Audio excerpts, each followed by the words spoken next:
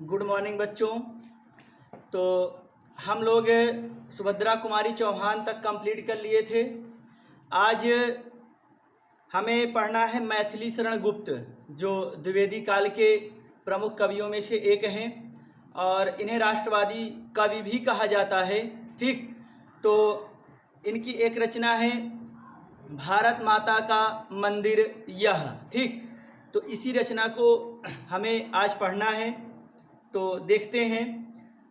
भारत माता का मंदिर यह, समता का संवाद जहाँ, सबका शिव कल्याण यहाँ है, पावे सभी प्रसाद यहाँ। जाति धर्म या संप्रदाय का नहीं भेद व्यवधान यहाँ, सबका स्वागत सबका आदर सबका सम्मान यहाँ। राम रहीम बुद्ध ईसा का सुलभ एक सा ध्यान यहाँ, भिन्न भिन्न भव संस्कृतियों के गुण गौरव का ज्ञान यहाँ। अब देखिए, इसका जो संदर्भ होगा, आप संदर्भ कैसे लिखेंगे कि प्रस्तुत पंक्तियां हमारी पाठ्य पुस्तक हिंदी काव्य संकलन के भारत माता का मंदिर यह नामक पाठ से लिया गया है और इसके रचनाकार राष्ट्रवादी कवि मैथिली शरण गुप्त जी हैं। ठीक, ये आपका क्या हो जाएगा, संदर्भ। प्रसंग क्या होगा, देखिए यहाँ पर जो लिखा है भारत माता का मंदिर यह, जो आपका ये चैप्टर है, इसका जो मंदिर शब्द है, अगर इसका मतलब आपको समझ में आ गया तो पूरा का पूरा जो आपका चैप्टर है ये आपको अच्छी तरीके से समझ में आ जाएगा। यहाँ मंदिर कहने का मतलब क्या है, पवित्र स्थल। ठीक, मंदिर कहने का सीधे सीधे कवि का मतलब है क्या, पवित्र स्थल। ठीक, तो अगर इसका हम संदर्भ बनाएंगे तो क्या होगा कि प्रसंग, हम प्रसंग की बात कर रहे हैं, तो प्रसंग क्या होगा कि प्रस्तुत पंक्तियों में कवि ने भारत भूमि को, ठीक ऐसे लिखेंगे कि भारत भूमि को भारत माता का मंदिर, ठीक, भारत माता का मंदिर या पवित्र स्थल, मतलब भारत माता को एक पवित्र स्थल बताते हुए उसकी विशेषताओं का वर्णन किया है। ठीक, कहने का मतलब, फिर से प्रसंग समझिए कि प्रस्तुत पंक्तियों में कवि ने भारत भूमि को भारत माता को पवित्र स्थल के रूप में बताते हुए उसकी विशेषताओं का वर्णन किया है। ठीक, तो ये आपका क्या हो गया, प्रसंग हो गया। अब इसकी व्याख्या देखते हैं। भारत माता का मंदिर यह, समता का संवाद जहां। देखिए, समता मीन्स क्या होता है, समता मीन्स होता है समानता, और संवाद मतलब बातचीत, चर्चा। ठीक, तो कहने का मतलब ये है, कवि यहाँ पर कह रहा है कि भारत माता का मंदिर यह, कह रहे हैं कि भारत माता का यह ऐसा मंदिर है या ऐसा पवित्र स्थल है कि जिसमें क्या होता है, समता का संवाद जहां, कह रहे हैं कि जिसमें समानता की ही चर्चा होती है। ठीक, कह रहे हैं कि भारत माता का मंदिर या समता का संवाद जहां, कवि कह रहा है कि भारत माता का यह ऐसा मंदिर है या ऐसा पवित्र स्थल है जिसमें या जहां पर समानता की ही चर्चा होती है। ठीक, फिर आगे, सबका शिव कल्याण यहाँ है, पावे सभी प्रसाद यहाँ। देखिए, शिव मीन्स क्या होता है, मंगलकारी।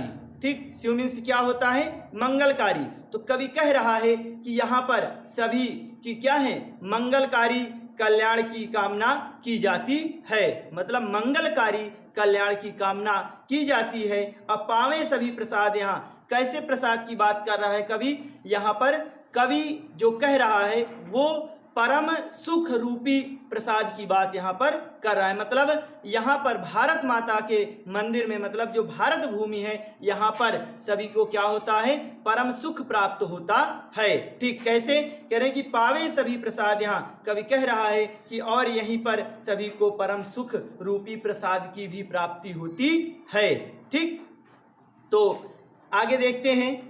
जाति धर्म या संप्रदाय का नहीं व्यवधान यहाँ, भेद व्यवधान यहाँ, सबका स्वागत सबका आदर सबका सम्मान यहाँ। ठीक, अब देखिए यहाँ पर कवि कह रहा है कि जाति धर्म या संप्रदाय का, कवि कह रहा है कि इस मंदिर में या इस भारत भूमि के पवित्र स्थल पर क्या है कि इसकी, मतलब इस भारत भूमि के पवित्र स्थल की यह विशेषता रही है कि क्या है, यहाँ पर जो जाति धर्म संप्रदाय, ठीक, जाति धर्म और जो संप्रदाय का क्या है, इसमें कोई नहीं भेद, मतलब इसमें किसी प्रकार का कोई भेद नहीं है। और व्यवधान यहाँ, और कहने का मतलब यहाँ पर किसी भी प्रकार का किसी भी वर्ग को, ठीक, व्यवधान नहीं है। कहने का मतलब यहाँ पर सभी एक समान हैं, ठीक, सभी यहाँ पर एक समान हैं।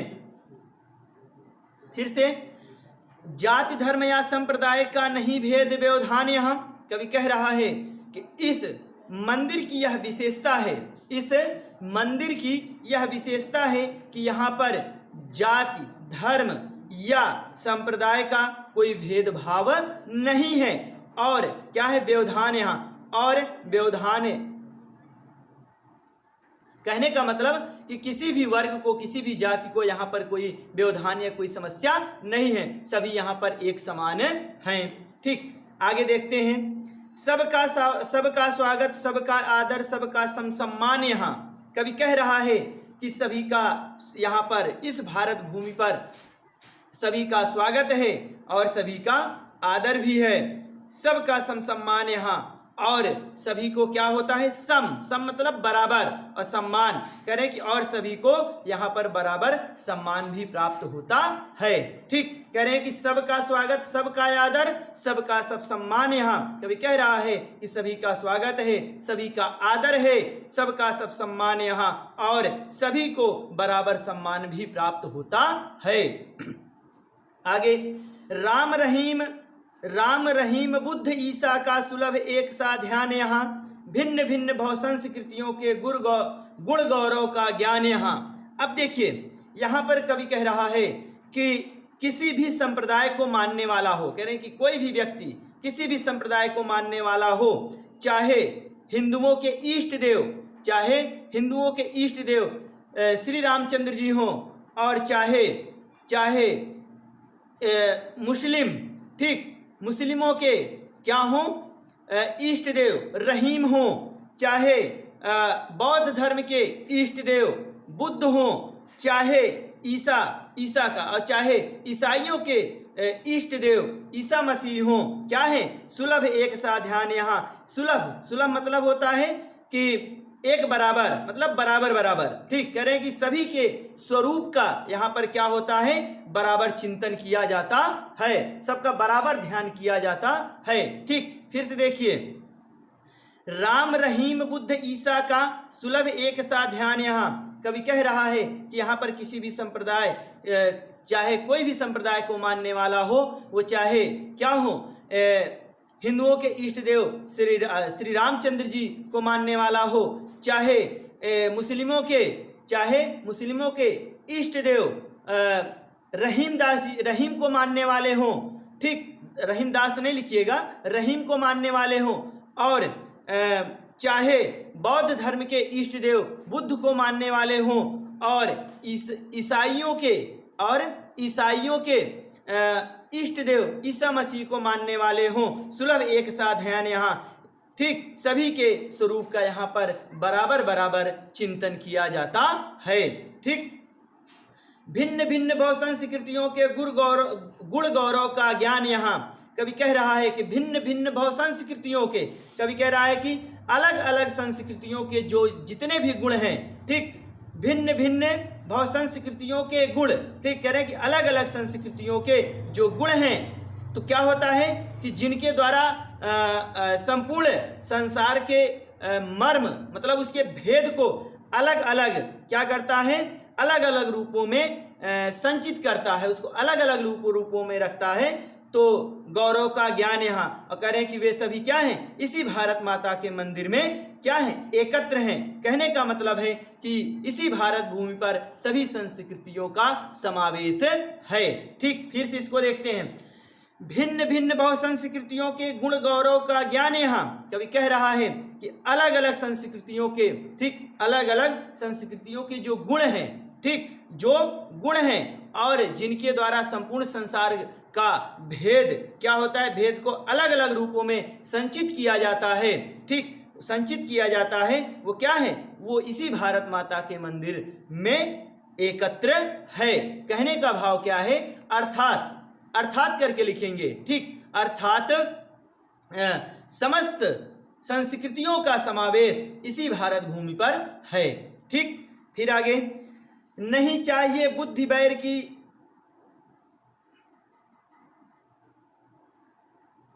चलिए यहीं तक, यहाँ ठीक यहीं तक करेंगे। गुण गौरव का ज्ञान यहाँ, क्योंकि आगे जो आपका होगा वो प्रसंग थोड़ा सा चेंज हो जाएगा, तो यहीं तक हम रखते हैं। तो यहाँ पर मैं आपको काव्य सौंदर्य बता दूं, खड़ी बोली होगी, ठीक, प्रसाद गुण है, रूपक और अनुप्रास अलंकार है, और मुक्तक शैली है, मुक्तक छंद है, ठीक, और गेय पद है, ठीक, गेय पद है, ठीक। इस तरीके से आपका ये काव्य सौंदर्य हो गया। आगे देखते हैं, नहीं चाहिए बुद्धि बैर की, भला प्रेम का उन्माद यहाँ, सबका शिव कल्याण यहाँ पर, यहाँ है पावे सभी प्रसाद यहाँ, सब तीर्थों का एक तीर्थ यह, हृदय पवित्र बना ले हम, आओ यहाँ अजात शत्रुघ्न सबको मित्र बना ले हम, रेखाएं प्रस्तुत हैं अपने मन के चित्र बना ले हम, 100 आदर्शों को लेकर एक चरित्र बना ले हम, ठीक।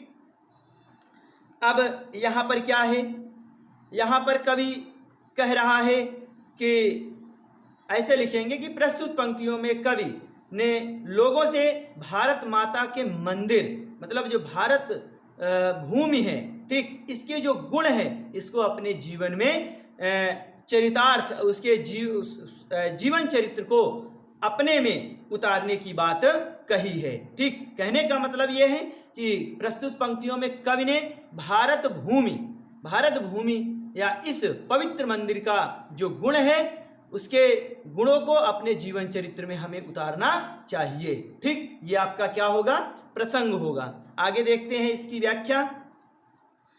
नहीं चाहिए बुद्धि बैर की, भला प्रेम का उन्माद, यहाँ कवि कह रहा है कि नहीं चाहिए बुद्धि बैर की, कवि कह रहा है कि हमें ऐसी उन्नति भी नहीं चाहिए, ऐसी उन्नति नहीं चाहिए, कैसी कि बुद्धि बैर की, मतलब जिसमें ईर्ष्या हो, ठीक, जिसमें ईर्ष्या हो, ऐसी हमें उन्नति नहीं चाहिए, ठीक। नहीं चाहिए बुद्धि मतलब क्या, विकास, ज्ञान, इसकी बात, उन्नति, ठीक। कभी कह रहा है कि नहीं चाहिए बुद्धि बैर की, कह रहे कि हमें ऐसी उन्नति बिल्कुल भी प्रिय नहीं है, बिल्कुल भी अच्छी नहीं है जो ईर्ष्या से युक्त है, ठीक।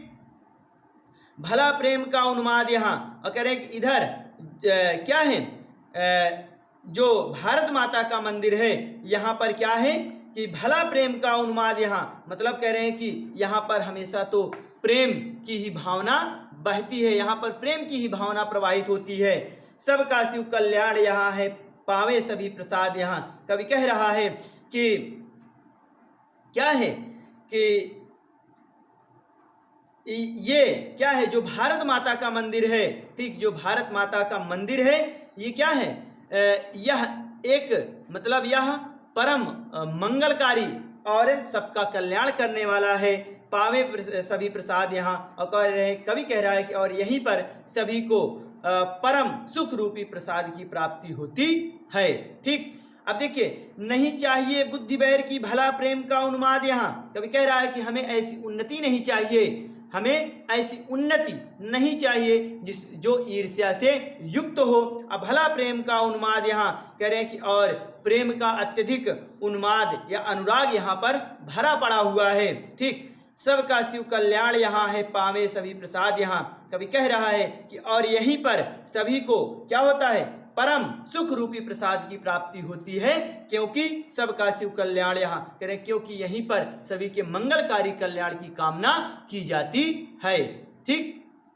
आगे, सब तीर्थों का एक तीर्थ या हृदय पवित्र बना ले हम, कवि कह रहा है कि यह जो भारत माता का मंदिर है यह सभी तीर्थों में क्या है, सबसे उत्तम तीर्थ है, ठीक। कह रहे कि यह जो भारत माता का मंदिर है यह सभी तीर्थों में उत्तम तीर्थ है, क्योंकि क्या होता है, क्योंकि कहने का मतलब उत्तम तीर्थ क्यों है, क्योंकि इसका किसी भी धर्म संप्रदाय, ठीक, से इसका कोई जुड़ाव या लगाव नहीं है, ठीक। कवि कह रहा है क्योंकि यह क्या है, इसका किसी भी संप्रदाय या धर्म से यह जुड़ा नहीं है। और हृदय पवित्र बना ले हैं, तो कह रहे हैं कि इसी पावन भूमि की यात्रा करके हम अपने हृदय को भी पवित्र कर लें, अपने हृदय को भी पवित्र बना लें। ठीक, कह रहे हैं कि सब तीर्थों का एक तीर्थ या हृदय पवित्र बना ले हम। कभी कह रहा है यह जो भारत माता का मंदिर है, ये जो भारत माता का मंदिर है सभी तीर्थों में उत्तम तीर्थ है, क्योंकि यहाँ पर क्या होता है, यह किसी एक संप्रदाय या धर्म से जुड़ा नहीं है, क्योंकि इस क्या है, इस तीर्थ का या इस पावन भूमि का किसी भी से जुड़ाव नहीं है। ठीक, हृदय पवित्र बना ले हम। कभी कह रहा है कि इसी तीर्थ की यात्रा करके या भारत भूमि पर आकर के हम क्या करें, अपने हृदय को पवित्र कर लें, अपने हृदय को पवित्र बना लें। ठीक, आओ यहाँ अजात शत्रु बन सबको मित्र बना ले हम। कभी कह रहा है कि यह जो भारत भूमि है ये एक ऐसा पवित्र स्थान है जहां पर कोई किसी का शत्रु नहीं है। अजात शत्रु का मतलब क्या होता है, अजात शत्रु मीन्स होता है कि जिसका कोई शत्रु ना हो। ठीक, वही कवि कह रहा है कि आओ यहाँ अजात शत्रु बन। कवि कह रहा है कि ये भारत भूमि ऐसी भूमि है, ठीक, ऐसा पवित्र स्थल है जहां पर कोई किसी का शत्रु नहीं है, सबको मित्र बना ले हम। कभी कह रहा है कि इसीलिए आओ यहाँ पर हम लोग निवास करके बस करके सबको क्या करें, मित्र बना लें। ठीक, रेखाएं प्रस्तुत हैं, अपने मन के चित्र बना लें हम, 100 आदर्शों को लेकर एक चरित्र बना लें हम।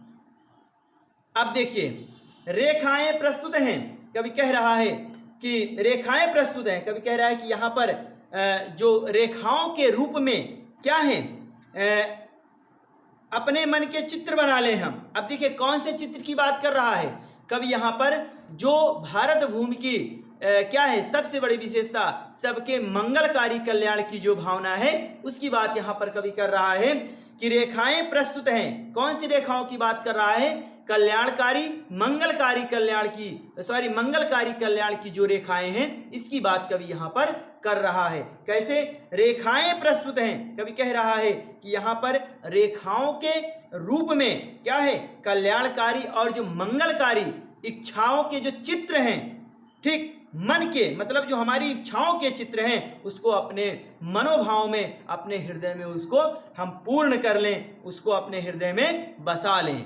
ठीक, 100 आदर्शों को लेकर एक चरित्र बना लें हम। कवि कह रहा है कि भारत माता का यह एक ऐसा मंदिर है, ठीक, इसके सैकड़ों आदर्शों को लेकर एक चरित्र बना लें हम। कह रहे हैं कि हम अपने जीवन को चरित्रवान बना लें। ठीक, देखिए कह रहे हैं कि 100 आदर्शों को लेकर एक चरित्र बना लें हम। कवि कह रहा है कि यह ऐसा पावन मंदिर है या ऐसा पवित्र स्थान है कि जिसके सैकड़ों आदर्शों को लेकर हम अपने जीवन को क्या कर लें, चरित्रवान बना लें। ठीक, फिर आगे, बैठो माता के आंगन में नाता भाई बहन का, समझे उसकी प्रसव वेदना वही लाल है माई का, एक साथ मिल बांट लो अपना हर्ष विषाद यहाँ है, सबका शिव कल्याण यहाँ है, पावे सभी प्रसाद यहाँ। ठीक, अब देखिए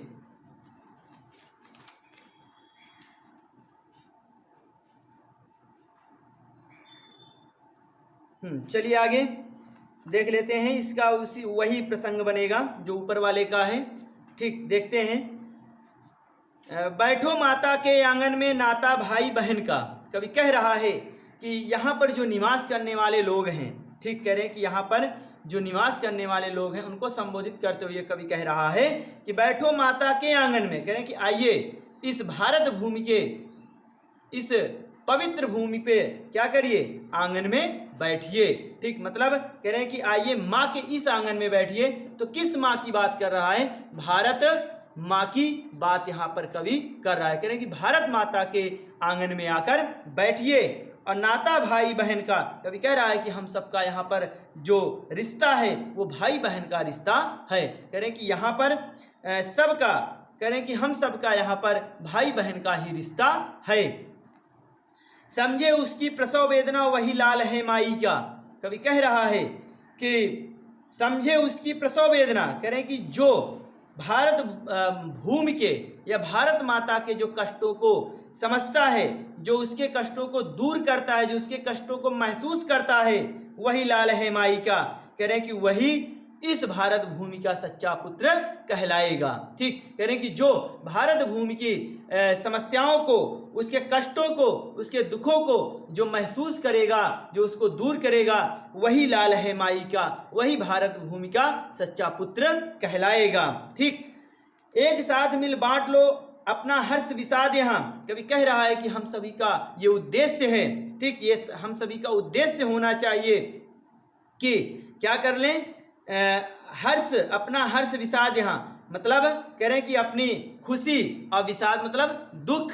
ठीक, कह रहे हैं कि हम सभी को अपनी खुशी और दुख क्या करें, आपस में हमें बांट लेना चाहिए। कहने का मतलब ये है कि एक साथ मिल बांट लो, मतलब कह रहे हैं कि सभी का सुख हमारा सुख होना चाहिए और सभी का दुख हमारा दुख होना चाहिए। ठीक, मतलब कह रहे हैं कि सभी का सुख दुख क्या होना चाहिए, एक होना चाहिए। वही कभी कह रहा है कि एक साथ मिल बांट लो अपना हर्ष विषाद। यहाँ है कभी कह रहा है कि हम सभी का ये उद्देश्य होना चाहिए कि यहाँ पर किसी को किसी प्रकार का कष्ट नहीं होना चाहिए। क्यों, अपना हर्ष विषाद। यहाँ किस लिए, कभी कह रहा है कि हमें सभी की खुशी और सभी के दुख को क्या करना चाहिए, बांट लेना चाहिए। कहने का मतलब सभी का सुख और सभी का दुख एक ही होना चाहिए।